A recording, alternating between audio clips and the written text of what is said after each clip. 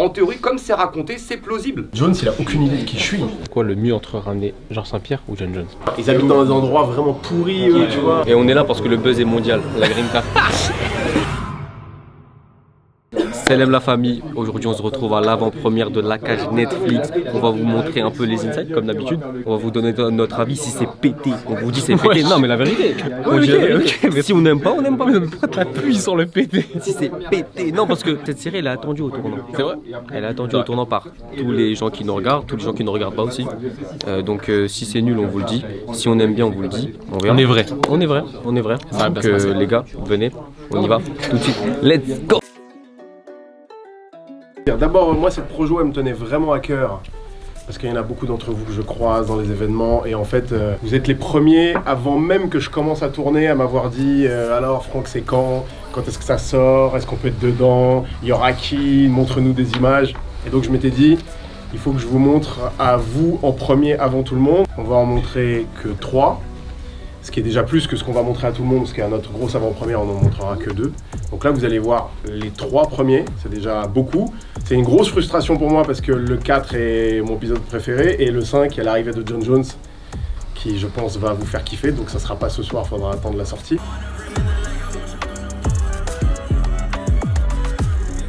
Ouais, du coup, on en pensé quoi, frérot? J'avoue, c'était lourd. Le deuxième épisode, ils se prennent pas. C'est le mec qui l'a compris. Je te parle 100% honnête. Voilà, je suis surpris de ouf. C'est méchant. Ouais, j'ai capté. Je dis pas que je m'attendais à une dinguerie. Mais là, genre, en gros, là, je suis choqué de la série parce qu'elle est méchante. À moins bien, tu t'attendais? Pas à moins bien. Mais en gros, je m'attendais pas à ce que ça soit autant réaliste et. Tu vois qu'il y a autant de mecs qu'on connaît déjà de base. Ouais. Mais qui jouent aussi bien. Moi, j'avoue, je suis pas un mec qui aime trop le MMA de base. Je regarde que vraiment les grosses cartes et tout. Franchement, là, j'ai kiffé. Franchement, incroyable. C'est-à-dire là on a l'avis d'un mec qui, voilà, lambda, l'avis d'un caméraman et l'avis d'un mec qui tient un média. Je m'attendais à moins bien. Oh, vous savez, je suis pas un cinéphile, je sais pas si on dit ça pour les séries, je suis pas un cinéphile. Ça veut dire là, vu que c'est un domaine que je connais, j'ai kiffé le côté divertissement et j'ai kiffé le côté MMA. Quand tu vois des Saladin par neuf, ça, j'avoue, ça met des souplexes. Moi il m'en faut pas plus. Non mais j'avoue, côté MMA, c'est une dinguerie. Ouais, en vrai, c'est fort. Georges Saint-Pierre. Ah mais je sais pas si on peut le dire. Mais bref, là où il s'entraîne, c'est trop beau. Vous allez voir, c'est une dinguerie au Canada. Non, au-delà que ça soit beau. C'est une dinguerie. C'est une dinguerie de s'entraîner là-bas. Parce que je sais pas si c'est vraiment le lieu où il s'entraînait. Je pense que c'est vrai, tu vois. Mais on va s'abreuver. Pour ce jus, il me le faut, les gars. Je reconnais, c'est du jus de pamplemousse, regarde. Je crois que c'est du vin, quoi. C'est un ouf, lui. C'est du pur. Salut l'équipe. Non, t'as raté, je crois. Salut l'équipe. C'est la Grinta.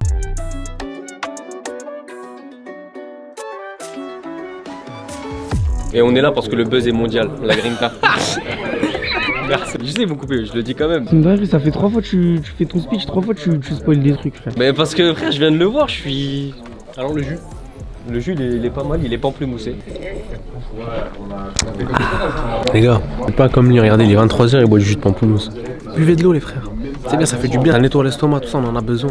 Et quoi pour toi la plus grosse dinguerie? Ramener John Jones ou Georges Saint-Pierre? T'es obligé de te dire John Jones parce que. La légende, ouais, même c'est plus dur de le ramener parce qu'il est américain. En fait, Georges, il parle français, il adore le rap français, il sait ce que c'est validé, il sait qui je suis.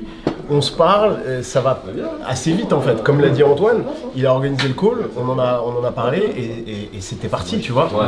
Jones, il a aucune idée de qui je suis. Là où je suis obligé de te dire Jones, c'est que Georges, j'ai commencé à écrire, j'avais écrit pour lui, je savais même pas s'il allait accepter, mais j'étais confiant, tu vois. Jones, on était en train de tourner, je pouvais même pas rêver qu'il allait dire oui, tu vois. Même si j'avais déjà eu Tyson dans mon film d'avant, t'as quand même ce truc où tu te dis. J'ai jamais osé penser qu'il y aurait Jones dans la série, tu vois. Et pour une saison 2, on espère qu'il y aura. On espère aussi. On avait pas assez de buzz. On espère aussi. T'aimerais avoir qui? Franchement, c'est une vraie question. C'est une vraie question. Supérieur à John Jones?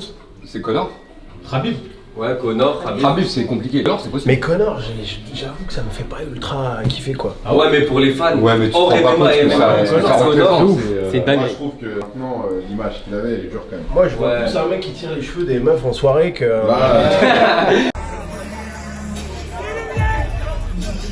Après il y a aussi mes kiffs perso. On a terminé une saison 2. Tu veux qui? En combattant MMA. Hein. J'ai toujours, depuis le début avec Antoine, écrit en pensant à Ned Diaz, parce que quand même c'est un personnage de cinéma, Ned Diaz. Puis ça aime tellement la bagarre, d'un coup tu te dis ok, j'ai un personnage qui est un peu timide, tu l'emmènes en stage à... C'est comment leur ville? Stockton. Ouais. Stockton, Californie. Tu vois, ils habitent dans des endroits vraiment pourris, eux, tu vois. Donc ouais, même en termes de récit, tu vois, c'est très cool. Tu te dis, on va dans son endroit ghetto, lui et son frère, ça pense qu'à se péta tout le temps. Je les vois comme deux pitbulls, tu vois. Là, on est loin du Canada et du beau lac. Là, on va dans un ghetto avec deux Chicanos qui pensent qu'à se taper. À filmer, c'est cool, tu vois. Par contre, le problème, c'est est-ce qu'on peut les gérer? C'est ça le truc. C'est ça, ouais. C'est ça. Est-ce que c'est Après, gérable? nous, ce qu'on nous a dit, c'est non. Ce qu'on nous a dit, c'est pas gérable. Est-ce que ça pourrait pas être leur magie devant la caméra, tu vois, de faire des trucs. Ah ouais. Ouais, mais bon. Le problème, c'est qu'il faut qu'ils soient devant ta caméra. Ouais, c'est ça. Et si tu veux, c'est juste qu'à un moment, quand ça coûte de l'argent de faire une journée de tournage, etc., tu vas là-bas et finalement les mecs, parce que eux, ils s'en battent les couilles. C'est vrai, ils s'en battent les couilles. Tu vois, ils s'en battent les couilles de tout. C'est-à-dire. Ouais, c'est pas parce que toi t'es français, ils te connaissent pas. Genre, je pense qu'un autre mec, il se en battrait les couilles. Même s'il y a de l'argent en jeu, même s'ils ont signé un contrat et qu'on leur promet une somme d'argent, ils sont pas de pas venir. Donc le pari, il est trop risqué Mais voilà, s'il fallait en dire un, ouais, Nat Diaz, c'est quand même cool. Après, on a plein de combattants qu'on kiffe. Que je kiffe, où je me lève à 6h pour écouter Antoine les commenter, mais où je me dis, ça va pas être devant la caméra, je sais pas si... T'as cette fibre de réalisateur aussi. Bah, j'ai besoin de filmer un personnage quand même, tu vois. Dustin Poirier, j'adore et tout ça. Je crois qu'on s'en fout de filmer Dustin Poirier, tu vois. Je te pourtant prendre un. En fait, c'est pas la même magie. Il y en a un à filmer qui serait très cool, c'est Ramzat, tu vois. Mais t'as fait les pas où t'as dit que t'avais mis les meilleurs moments. Est-ce qu'il y a des moments où tu t'es pris des pêches? Non, j'ai pas le souvenir d'avoir été touché, non. Ah ouais, mais Melvin, par contre, tu lui as pris des pêches. Ouais, Ah oui, bah. Ouais, mais il y en a une dans la bande-annonce d'ailleurs que Cyril lui met, où ça a touché ce coup. Ouais, celle de Cyril, elle passe. Mais Abdel aussi, hein, il en a mis quelques-unes. Ah, Abdel, ouais. Parce qu'il y a vraiment des fois. Mais Abdel, il n'y avait pas besoin d'insister beaucoup. Autant Georges, quand je disais Georges, appuie un peu sur le petit, il me faut des images un peu fortes. Ah, je peux pas trop. Alors que The Blade, laisse tomber. Appuie un peu. Melvin, tu sais que tu pourras jamais te la raconter avec moi de toute ta vie parce que j'ai des rushs d'Abdel The Blade. Le disque dur. Ouais. Non, mais parce que, en fait, c'est juste que là, on était face à la différence entre un acteur qui s'est entraîné pour être combattant et un combattant professionnel. Tu sais, Georges, il était blessé à l'épaule quand on tournait les scènes au Canada. Melvin, il était à 100%. Georges, il était à 3% avec un bras en moins, et il n'y avait rien à faire. Ça, c'est comme Franck quand il s'entraîne. Il faut savoir que Franck, quand il s'entraîne avec des combattants, il est à 100%. Le combattant en face, il est obligé de réduire, mais lui, il essaie de lui arracher la tête tant qu'il peut. Là, on est dans une discussion cool, on parle d'autres gens. Mais non, mais tu parles de gens qui se donnent à 100%. Je suis obligé d'être à 100%, il n'y a pas de cardio, je suis un finisseur. Premier round. C'est soit tu finis, soit tu te fais finir. Dans la série, je sais pas si vous l'avez vu, la petite balayette sur Melvin à un moment, ça c'est le spécial de Franck. Tu l'as vu à Samir Fighting, ça, non? Oui, entre autres. Non, elle était vraie la boîte. Ah ouais, elle était vraie. Elle était vraie. Pardon, Samir. On a dit qu'on parlait plus de cette histoire de balayette. En plus, il y en a eu plusieurs sur Samir. Mais ouais, en vrai, il y en a eu plusieurs. Moi j'en ai une d'ailleurs en réserve. Et Lopez, il avait dit il n'a plus gagné de combat depuis la balayette que tu as fait à ton gars. Et c'est vrai en plus. Je voudrais vous demander, est-ce que vous avez une anecdote qui vous a peut-être marqué durant le tournage de cette série? Un truc qui vous a marqué, genre je sais pas, un truc drôle, un truc qui est marquant, je sais pas. Est-ce qu'il y a eu quelque chose de drôle? J'ai l'impression que tu penses à quelque chose. Ouais, je pense des trucs, mais des trucs qu'on peut pas raconter. Ok, ouais. Quelle anecdote on peut... Non, mais par contre, ce qu'on peut vous dire, parce que ça on en a pas parlé durant la présentation, c'est que en fait, il parlait du travail de John Jones ou des coachs qui ont tous appris leur texte minutieusement. Nous, on est arrivé sur le plateau avec Taylor, on n'avait pas de texte. On nous a mis devant la cage et dit vas-y, faites votre taf. Et donc, on n'avait pas. limite mieux. Bah écoute, on n'avait pas forcément les combats non plus. Des fois, on avait les acteurs qui faisaient la chorégraphie mais light. Des fois, on avait une vidéo qu'ils avaient tournée la veille ou machin, où on regardait sur le téléphone ou sur un écran. Et une fois, on avait rien. Et on avait juste la préparation qu'ils ont fait à la salle. C'est genre, c'est des essais en fait.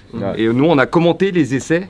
Je crois que c'est le troisième round. Et donc faut te deuxième projeter, combat. il faut imaginer, tu vois. On a vu notre taf de commentateur, quoi, tu vois. C'est Ouais, là vous avez compris c'est là le que tu prof, sens que tu comprends que ça s'improvise pas, tu vois.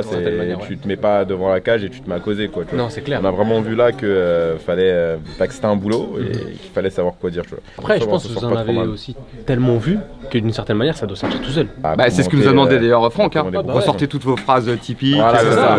la complicité.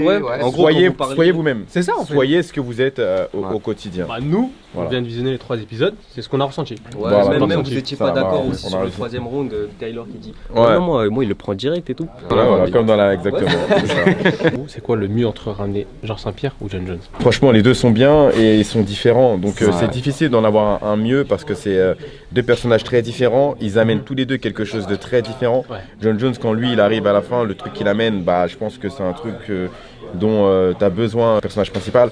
Donc c'est dur de choisir et moi je peux pas choisir.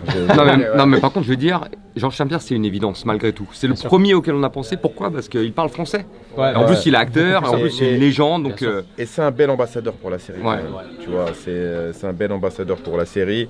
Il a pris les choses au sérieux, il a fait le boulot. Donc ouais, mais je sais pas. Parce que John Jones aussi, donc oui, mais c'est dur de trancher. Non, mais encore une fois, comme l'a dit Franck, hein, si on n'avait pas eu Saint-Pierre, ça se trouve on n'aurait pas eu Jones. C'est vrai. En fait, Saint-Pierre, c'est lui qui a débloqué pas mal de choses pour nous. Ouais, ça a beaucoup aidé. Et puis il était motivé, et puis ça se voit. En fait, je sais pas si on le ressent là, mais lui, il avait vraiment envie de faire. Et puis les équipes, elles se sont déplacées. Tu vois, souvent les mecs, ils restent là, et puis on te fait des images à la con. On est au Mexique, on est au Canada, Non, là, ils ont vraiment bougé. Ils ont été chez lui au Canada. Ils ont fait. Ils se sont vraiment pris la tête, tu vois. Bravo pour votre taf, les mecs. C'est du lourd. J'espère que vous avez kiffé. C'était du lourd. Franchement, les meilleurs épisodes arrivent. Les meilleurs épisodes arrivent. Ça va être les meilleurs épisodes arrivent. Mais bon, au moins t'as un peu de. Les meilleurs épisodes arrivent. Jusqu'au 8. Ça sort directement ou un par semaine? Je crois que tout va sortir. Tout va sortir. Ouais, tout sort d'un coup. Tu mets le 5 devant tous les autres épisodes là. Bah oui, moi c'est le meilleur. Il dure plus d'1 heure en plus. Il dure quoi, 1h20? Le 3 c'est une dinguerie. Le 3 c'est une dinguerie. Le 4 il est bien parce qu'il te remet, il te replace un peu certains trucs. Mais le 5 est le meilleur. Je vais pas mentir, j'avais une appréhension en voyant la bande-annonce. C'est ce qu'il disait tout à l'heure là. J'avais une appréhension, mais franchement, je vois. En vrai, il y a du divertissement et la partie technique, elle est gérée. Après, faut vraiment se rendre compte, tu sais, il y a des gens qui ont critiqué de toute manière. Il n'y a rien de fait l'unanimité, tu vois. Mais il faut aussi pas perdre de vue que ça reste quoi qu'il arrive de la fiction. Tu vois, c'est-à-dire que si tu prends Creed, tu prends Rocky, tu prends n'importe quel film où il y a des phases de combat et des scènes de combat, il y a un moment où tu vas te dire ouais non ça non ou ça non, tu vois. Et nous sur les phases techniques et les phases de combat, bah on s'est aperçu que faire correspondre des situations de combat et des chorégraphies de fight avec la fiction, c'est un exercice hyper compliqué, tu vois. Donc quand je vois le rendu final, je me dis finalement c'est plutôt bien passé, tu vois, parce qu'il y avait des fois où avec le mec des cascades, alors, on n'était pas d'accord. Je te dis la vérité. Tu vois. Comme il a dit Franck, il y avait vraiment un ego entre lui. Non, parce que justement, c'est pas un mec qui a de l'ego. C'est-à-dire que très souvent, ce genre de gars, ils ont beaucoup d'ego, ils font ça depuis longtemps, et ils te disent, ok, moi je connais. Et en fait, c'est là qu'il se passe de la merde, tu vois, et que ça ressemble à rien. Et lui, pour le coup, non, il avait vraiment pas d'ego, il était vraiment très ouvert. La collaboration entre nous, elle s'est plutôt bien passée. Et je l'écoutais quand il me disait un truc, il m'écoutait aussi de l'autre côté. Mais malgré tout, parfois on n'était pas d'accord, tu vois. Il l'a vu Antoine dans les pires conditions, parce que je l'ai emmené au montage, tout était sur fond vert, etc. Mais j'avais tellement peur qu'on fasse une bêtise, et que vous savez mieux que moi, c'est un sport tellement technique qu'il y avait plein d'erreurs dans lesquelles j'aurais pu tomber, et pour éviter de tomber dedans, je l'ai fait venir. Et on avait d'ailleurs soulevé des petites erreurs à ce moment-là quand on a corrigé. Exactement, donc il y a les erreurs techniques au niveau des combats. Parce que je sais pas si vous avez vu, hein, mais la chorégraphie des combats, normalement tout est calé impeccable. Même le parcours, je sais pas si vous avez réalisé que le parcours du combattant, même si ça semble improbable au début qu'un combattant amateur se retrouve comme ça sur une carte du KSW, bah en théorie, comme c'est raconté, c'est plausible. En fait, il y a de la hype, le KSW en plus, ils sont pas soumis à la fédération française, ce qui fait qu'ils peuvent faire ce qu'ils veulent. Donc on peut faire venir un combattant qui a 0 combat, combattre contre un mec qui a 12 combats, ça pose pas de problème. Dans les chorégraphies, il y a des tas de choses qu'on avait imaginées évidemment d'abord avec Antoine, y compris quelques clins d'œil que vous verrez aussi dans le 4 et dans le 5, des clins d'œil à des combats célèbres, des combats qui nous ont peut-être que vous avez repéré déjà des clins d'œil là sur certains combats. Ouais, le doigt d'honneur. Ouais, il y a eu le doigt d'honneur, effectivement. Il y avait l'étranglement également de la guillotine qui met, c'est référence à John Jones contre Lyoto Machida. Je me suis posé la même question quand j'ai fait valider, c'est-à-dire que d'un coup quand je prends les vraies personnes du milieu du rap, je me rappelle d'une projo qu'on a fait pour le milieu du rap où vraiment c'était la folie parce que ils connaissaient tout, ils se reconnaissaient, ils connaissaient même et ils appréciaient ces détails-là comme vous avez dû vous apprécier que je mette vraiment Firas, le coach de GSP. Je prends les vraies personnes alors qu'en vérité ça aurait été plus facile pour moi de prendre des acteurs et de les faire jouer le rôle d'un coach plutôt qu'un coach dont c'est pas le métier et ça va être dur de le faire répéter, etc. Ça a été le cas d'ailleurs. Mais en fait, mon pari, comme je l'avais fait pour valider, c'est de me dire que d'abord, les fans de ce sport vont se retrouver dans cette série et c'est les fans de ce sport qui vont donner le tampon et qui vont dire aux autres, regardez cette série, elle est réussie et nous, en tant que fans de ce sport, on la valide. C'est toujours extrêmement drôle pour moi quand on balance une bande-annonce et que je lis des commentaires de gens qui ont vraiment pas envie d'aimer et qui disent encore des trucs de drogue et de cité. Il n'y a pas de drogue, il n'y a pas de cité. Il habite à Paris, sa mère vit dans un pavillon, personne se drogue dans cette série. D'autres gens que j'aurais voulu mettre. Et la deuxième saison après.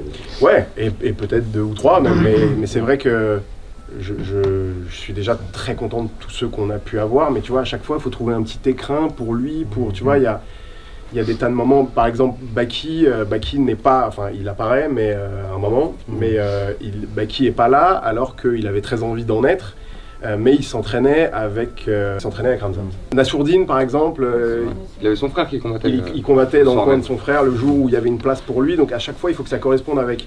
D'abord, il faut que je trouve un petit rôle pour le combattant concerné, qui lui correspond, parce que j'essaye que ça leur ressemble. Et puis, il faut que ça tombe dans le jour où moi je peux, où eux ils peuvent. Donc, des fois, tu passes à côté d'opportunités. Et on s'en sort quand même pas mal là, dans cette saison, quoi. Une problématique qui était leur problématique au quotidien, c'est qu'on n'ait pas de blessure. Parce que pour nous, c'est la fin du tournage. C'est-à-dire que si Bosch touche un peu trop le petit, c'est tout de suite grave. Et c'est tout de suite l'équipe qui s'arrête. Et parfois des semaines entières d'arrêt de tournage. Juste pour que vous sachiez, il y a des jours où on était plus d'une centaine sur le plateau. Arrêter un tournage comme ça, c'est dramatique. Et ça a toujours été notre inquiétude. Moi, quand je fais des scènes de combat dans des films, je vous le dis entre nous, ça sort pas d'internet. Parfois, c'est pas moi qui me bats, il y a une doublure. Et c'est pas parce que je veux pas le faire, c'est parce que si je prends un coup, le tournage s'arrête. Là, en l'occurrence, on pouvait pas les doubler. C'est vraiment eux qui devaient se battre. Il y a des coups parfois parfois on a eu chaud, quoi. Ouais, ils ont pris quelques coups. Non, Melvin a pris beaucoup de coups. Ouais, Melvin, elle a pris des coups par moment. Après, ça faisait partie du truc, mais il a été particulièrement solide endurant, je trouve, sur le tournage. Pourquoi choisir Bosch comme acteur par rapport à Valider, Non, pas du tout. C'était même peut-être un point en moins pour lui, le fait que c'était déjà mon méchant de Valider. Mais en fait, tout simplement, il était le mieux pour le rôle, c'est-à-dire qu'on a vu beaucoup de gens. Je lui ai pas donné le rôle d'un coup en disant ah, c'est mon méchant, je le prends. J'ai eu des discussions avec les gens avec qui j'écris, on s'est dit est-ce que c'est mal? Bon, en vérité, est-ce que c'est mal? Non, s'il est le personnage, Joe Pesci est presque le méchant de tous les films de Scorsese, je ne me compare pas du tout à Scorsese, mais c'est une réalité, tu peux prendre un mec si tu penses que c'est lui le mieux. La vérité, c'est que je lui ai pas donné le rôle, il a fait des castings, et j'ai aussi vu d'autres gens. Il y a d'autres gens, par exemple Rida Shkitou, il a fait le rôle, il a fait le casting pour le rôle d'Ibrahim. Finalement, il se retrouve à être son coach, donc ça m'a inspiré d'autres personnages, le casting du méchant. Mais je lui ai donné le rôle parce que c'était le meilleur pour le rôle. Après casting, après avoir vu d'autres gens, et je crois qu'il est le méchant que je rêvais. Ma référence, c'est Clubber Lang de Rocky III. Il est exactement comme je le voulais, quoi. Le budget de la série de combien? Ça dépasse les 10 millions d'euros. Écoute, j'ai pas encore commencé à réfléchir à une autre saison. Okay. Mais bon, il est très probable que... Enfin, tout ça dépend du succès, tu sais, c'est comme ça. Hein. On a réussi à faire en fait un truc incroyable, c'est qu'on a fait une visio tous ensemble, où Franck a pu expliquer en direct à Georges son projet, et je pense que tu l'as séduit sur le premier appel. Ouais. Parce que juste derrière, il a dit ok, c'est super, on fait ça, c'est magique. Après, encore une fois, quand on a Georges Saint-Pierre dans la série, c'est beaucoup plus facile. Derrière, on leur dit oui, il y a déjà Georges Saint-Pierre, ah, ok, donc on écoute. J'ai fait mon dernier film avec Tyson, ça l'avait aussi interpellé. C'est la première question qu'il m'a posée quand on s'est rencontré avec Jones, et il m'a dit alors Franck, c'était comment avec Mike? Mais la connexion, je la dois à Younes, anciennement en marketing de Venom, et maintenant manager de Nassourdine, qui lui venait de faire un partenariat avec Jones pour Venom. Je crois même pas que c'est moi qui ai osé lui dire, c'est lui qui m'a dit si tu veux, on essaye, tu parles à ses avocats. Et pareil, comme pour Antoine, Younes est venu, on était déjà en tournage. Younes vient et on fait un call avec l'avocat de John Jones.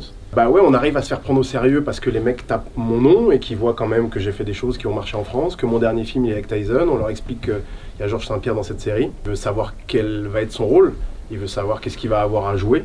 Avant même de parler d'argent, c'est est-ce que ce projet est crédible? Qui travaille avec lui? Ce mec, qu'est-ce qu'il a fait avant? Qu'est-ce qu'il me propose de jouer? Et puis ensuite il y a une discussion d'argent, mais pour être très honnête, qui était finalement pas si folle que ça. Mike Tyson, c'était beaucoup plus cher, si vous voulez savoir. Je lui envoie le texte, et là encore, on en débriefera quand vous l'aurez vu, mais j'étais très surpris qu'il accepte de jouer ce que je lui ai écrit, parce que c'est pas du tout une scène où il est en super-héros, c'est une scène où il parle de ce que vous connaissez vous en tant que fan de ce sport, c'est-à-dire ses démons, ses erreurs, ses déboires. Envoyer le texte, qui est un texte que j'ai écrit en 2 ou 3 heures, en me disant s'il accepte de jouer ça, ça va être incroyable. Et il il a jamais émis le moindre doute sur jouer tout ça. Donc pour la petite anecdote, le premier soir où on tourne au Mexique, on fait un dîner la veille du tournage avec Jones. Georges m'avait dit, Jones il est très sympa mais il peut aussi faire un peu des dingueries quoi. Donc on était quand même tous un peu inquiets, tu vois. Qu'est-ce que tu fais s'il fait une dinguerie donc, Et pour le mettre bien, j'avais appelé Georges et je lui avais dit, il y a John Jones qui arrive dans quelques minutes à table. Si t'as un moment, appelle-moi en FaceTime. Genre, c'était pas prévu. Et Georges l'a fait. C'est-à-dire qu'au bout de 10 minutes de repas, hey John, comme par hasard, il y a GSP qui m'appelle. Ils se mettent en visio et moi je suis à côté. Il y a donc une discussion en visio entre Georges Saint-Pierre et John Jones. Donc je suis quand même c'est un moment de ma vie que je vais pas oublier. Et Georges lui dit, fais-leur confiance, c'est des pros. Franck, il a fait plein de trucs en France. Nous, ils sont venus tourner 2 semaines au Canada. Il va obtenir le mieux de toi. Et il a raccroché et Jones se sentait beaucoup plus à l'aise, quoi, tu vois. Et puis on a ensuite passé la soirée à discuter. Et à un moment, il nous a dit « Ah, mon dernier combat !» Et on lui dit « Non, viens, on parle pas de ton dernier combat. » Et là, il s'est dit « Mais c'est vrai, vous êtes français !» Autre détail important, vous le verrez dans son épisode, il y a son coach, Six Gun, qui est son vrai coach depuis je sais pas combien de temps, mais depuis longtemps, qui joue aussi son propre rôle et qui a été assez étonnant parce qu'on dirait vraiment un acteur. Et il y a beaucoup de gens, même chez Netflix, qui m'ont dit mais le coach de Jones c'est un acteur. Alors, c'est son vrai coach. Pour vous dire que les mecs sont arrivés en ayant leur texte su par cœur, en ayant travaillé autant Jones que son coach. Et c'était quand même très agréable de sentir qu'ils ne nous prenaient pas pour des petits Français à qui ils allaient prendre du pognon, quoi. Ils sont venus très sérieusement. À partir du moment où Netflix m'a dit il faudrait que tu sois dedans, et que je me suis rendu compte que la seule chose que je pouvais vraiment endosser c'était le coach, qui est finalement pas un petit rôle, hein, c'est vraiment un rôle important, que je n'avais pas écrit en pensant à moi, ce qui m'arrive dans certains de mes films que j'écris où je m'écris le rôle. Bah là d'un coup il faut se dire attends, je l'avais pas prévu pour moi, est-ce que j'ai les épaules, est-ce que je vais être ridicule, est-ce que les pattes d'ours je vais savoir faire. Je me souviens qu'on en a parlé d'ailleurs. Il m'a dit ouais je dois faire le coach, je suis pas sûr. La veille de tournée je me rappelle, je sais plus qui j'appelle en disant putain mais les gars, est-ce que ça vous ferait bizarre si le head coach, en vérité, il fait pas les pattes d'ours? Comme ça, je prends un mec qui le fait vraiment bien. Et t'as peur tellement de faire mal, tu vois. Et finalement, ben non, finalement, j'ai travaillé. Et puis après, il y a un truc magique, hein, c'est le cinéma. Les scènes que vous avez vues monter, c'est les mieux. Celles où je suis pas bon, je vais pas monter. Tu vois. Melvin est un acteur, il n'est pas un combattant. Et je ne suis pas un coach, je suis un acteur. Et Stallone n'était pas un champion de boxe. Et pourtant, il a fait la plus grande saga de l'histoire sur la boxe. Donc il faut avoir un peu de tolérance sur ça à partir du moment où vous savez qu'on a fait de notre mieux. Il y avait même d'ailleurs une oreillette pour coacher pendant les combats. C'est Taylor qui était au commentaire qui... Pas tout dire. Non mais c'est le secret de tournage. Donc des fois je disais des trucs sans comprendre ce que je disais. Au départ c'était... Il me disait attends qu'est-ce que je dois dire? Après j'ai dit écoute on va faire l'oreillette. Ouais. Pour la petite histoire, il m'arrivait de m'entraîner avec son père qui s'entraîne au MMA Factory. Et en vérité moi parfois quand j'allais m'entraîner, j'avais ce mec super sympa qui me parlait de son fils qui voulait être acteur. Mais la vérité c'est que c'est mon quotidien moi qu'on me dise mon frère il veut être acteur, ma soeur elle veut être acteur, et tu veux pas manger avec mon beau-frère. Et moi je fais que esquiver ça toute ma journée moi. C'est un mec qui est ultra gentil, pas du tout lourd. Et je disais ah vas-y bah super, bah à l'occasion, et j'esquivais un peu quand même tu vois. Et un jour il me dit mon fils il a été pris pour faire le rôle de Joey Starr dans la série sur NTM. Et je vais à l'avant-première de la série. NTM je connais l'histoire par cœur, ça correspond à ma génération. Et je suis assez bluffé de voir Melvin qui ne ressemble pas du tout à Joey Starr et qui dans la série lui ressemble. Et ça c'est un truc d'acteur quoi. Est-ce que ce petit mec peut être est-ce qu'on l'imagine comme un champion de MMA? Et là comme d'habitude je me tourne vers les gens avec qui je travaille, j'envoie les photos, j'envoie des vidéos, je le valide pas du tout, c'est-à-dire que je suis pas du tout en train de dire ok c'est toi que je prends, tant qu'il n'est pas passé dans les mains de mes spécialistes qui vont me dire ok dans 3 mois, dans 6 mois il ressemblera à un combattant. Envoyer à plein de gens pour leur dire est-ce que comme ça quand tu le vois tu te dis que c'est possible? Et puis quand tout le monde m'a confirmé que ça allait marcher, je l'ai appelé, je crois que c'était un bon souvenir pour lui parce qu'il a en plus un truc de transmission par rapport à son père. Il y a des jours où son père venait sur le tournage, j'avais l'impression que ça faisait même plus plaisir à son père qu'à lui-même de voir son fils devenir un héros de la première série Netflix au monde sur le MMA. On avait passé tout près d'ailleurs d'en avoir un autre grand nom de l'UFC, ton gars Ned Diaz. Ah ouais, c'est celui que tu visais dès le départ. En vérité, je voulais Ned Diaz. Et on n'était pas loin. On n'était pas loin, on parlait au manager jusqu'à ce qu'on comprenne que même le manager de Ned Diaz a peur de Ned Diaz. Au tout début, on avait même envisagé Olivia, puis on va au Brésil. Donc voilà, en fait, les opportunités ont changé. D'un coup, tout ton plan s'arrête quand on te dit Jones, il y a peut-être moyen. La vérité, mon premier jour avec Mike Tyson et mon premier jour avec Jones, 2 moments incroyables de ma vie que j'oublierai jamais, où ça te paraît un peu fou, quoi, tu vois. Qui est le plus fou entre les deux? Matt Tyson. Mais à tel point que Jones, il me dit comment ça s'est passé avec Mike, sous-entendu, c'est Jones qui te demande ça, quoi, tu vois. Après, c'est pas la même, tu vois, Jones, j'ai son portable, on s'envoie des messages. Mike Tyson, il y a des mecs de la CIA autour de lui quand il arrive sur le plateau, tu vois. Il y a l'armée colombienne qui l'attend sur le plateau, et il y a un agent de la CIA qui a... C'est le patrimoine américain, tu vois, s'il y a un attentat sur lui, c'est tout de suite un truc... Donc c'est pas du tout la même la machine. Merci d'être venu, les gars.